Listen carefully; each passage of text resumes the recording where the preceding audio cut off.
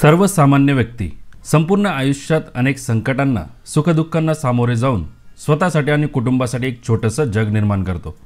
वयाची 60 वर्ष पूर्ण करून जेव्हा तो ज्येष्ठ नागरिक या गटात सामील होतो त्यावेळी त्याच्याजवळ काही महत्त्वाची कामे उरलेली असतात।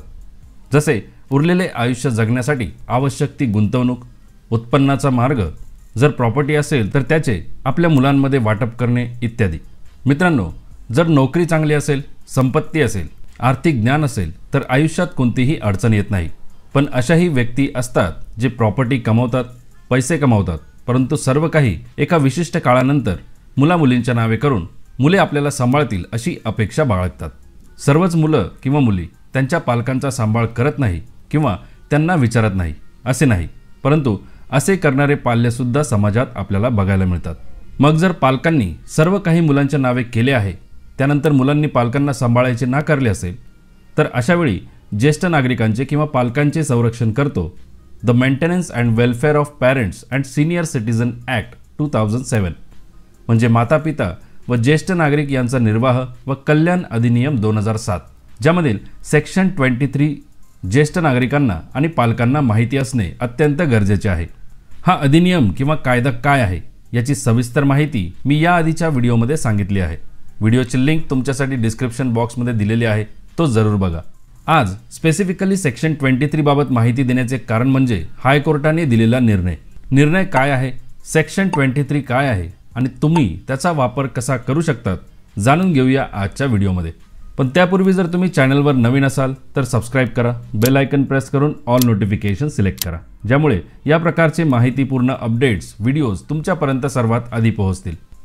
नमस्कार मित्रांनो, अधिनियम 2007 अशा पालकांसाठी किंवा ज्येष्ठ नागरिकांसाठी बनवण्यात आला आहे ज्यांना स्वतःच्या कमाईमधून किंवा त्यांच्याकडे असलेल्या प्रॉपर्टीमधून स्वतःचा उदरनिर्वाह करणे शक्य होत नसेल तर त्यांना तो उदरनिर्वाह त्यांच्या पाल्यांकडून म्हणजेच मुलांकडून मिळावा यासाठी अर्ज करता येतो आणि कायदेशीररित्या उदरनिर्वाहाची रक्कम मिळवता येते।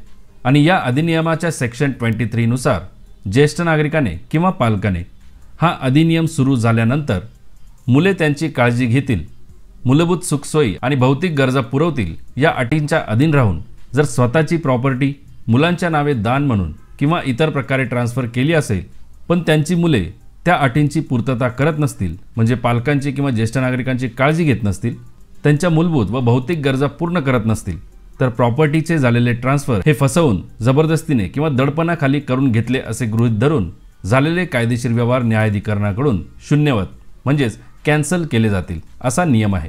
म्हणजे जी काही प्रॉपर्टी ट्रान्सफर केली असेल ती पुन्हा ज्येष्ठ नागरिक किंवा पालकांच्या नावे करण्यात येईल। आता झालं असे की हायकोर्टाने एका केसवर असा काही निकाल दिला की ज्याचा थेट परिणाम पालक आणि ज्येष्ठ नागरिकांवर होणार आहे। थोडक्यात त्या प्रकरणाबाबत सांगायचे तर एका विधवा महिलेने तिच्या नावावरील प्रॉपर्टी मुलामुलींच्या नावे करून दिली, पण त्यानंतर मुलांनी आई आहे की नाही अशी वागणूक देण्यास सुरुवात केली। विधवेच्या उदरनिर्वाहाचा मोठा प्रश्न निर्माण झाला, कारण प्रॉपर्टी कायदेशीररित्या मुलांच्या नावावर ट्रान्सफर झालेली आहे आणि तिच्याजवळ उत्पन्नाचा कोणताही मार्ग नाही।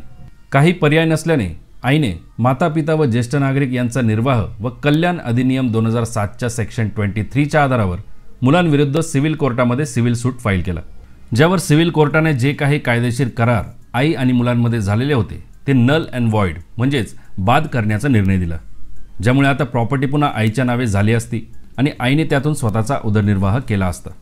पण मुलाने सिव्हिल कोर्टाच्या या निर्णयावर अपील फाईल केले आणि अपील प्रलंबित असताना त्या दरम्यान जी काही प्रॉपर्टी होती ती तिसऱ्याच व्यक्तीला विकून टाकली। आता आईने पुन्हा सेक्शन 23च्या आधारावर मेंटेनन्स ट्रायब्युनल म्हणजे देखभाल न्यायाधिकरणाकडे याचिका दाखल केली, ज्यामध्ये मुले आईची काळजी घेत नाही म्हणून जे काही कायदेशीर करार त्यांच्यामध्ये झालेले आहेत, थोडक्यात प्रॉपर्टी ट्रान्सफर डीड या नल अँड व्हॉइड करून ते कॅन्सल करण्याचा पुन्हा निर्णय देण्यात आला। आणि या निर्णयाला मुलांनी हायकोर्टामध्ये आव्हान केले, जिथे हायकोर्टाने असा निर्णय दिला, माता पिता व ज्येष्ठ नागरिक यांचा निर्वाह व कल्याण अधिनियम 2007 च्या सेक्शन 23 मधील सब सेक्शनमध्ये भेटवस्तू म्हणून किंवा इतर सर्व प्रकारच्या हस्तांतरणाचा म्हणजे ट्रान्सफरचा समावेश आहे, परंतु प्रॉपर्टी ट्रान्सफरचे असे कायदेशीर व्यवहार करताना त्या करारात किंवा त्या ट्रान्सफर डीडमध्ये या महत्त्वपूर्ण अटी नमूद असायला हव्या। त्या अटी कोणत्या? तर ज्यांच्या नावावर प्रॉपर्टी ट्रान्सफर होईल म्हणजे मुलं, त्यांना प्रॉपर्टी ट्रान्सफर करणाऱ्यांची म्हणजे पालक किंवा ज्येष्ठ नागरिकांची काळजी घेणे, त्यांच्या मूलभूत आणि भौतिक गरजा पूर्ण करणे गरजेचे असेल आणि मुलं त्या मूलभूत व भौतिक गरजा देण्यास अपयशी ठरत आहेत किंवा नकार देत आहेत, या 2 अटी पूर्ण होत असतील तरच झालेले करार रद्द करता येतील. आणि या केसमध्ये आईने जेव्हा प्रॉपर्टी ट्रान्सफर केली त्यात या अटींची पूर्तता झालेली नव्हती. म्हणून हायकोर्टाने आईद्वारे करण्यात आलेली याचिका रद्द केली आणि त्यांना ती प्रॉपर्टी परत घेता येणार नाही असा निर्णय दिला. त्यामुळे तुम्ही देखील या 2 अटी लक्षात असू द्या. जेव्हा कधी तुम्ही प्रॉपर्टी मुलांच्या नावे ट्रान्सफर कराल त्यावेळी अधिनियम 2007च्या सेक्शन 23चा ट्रान्सफर डीडमध्ये नक्की वापर करा.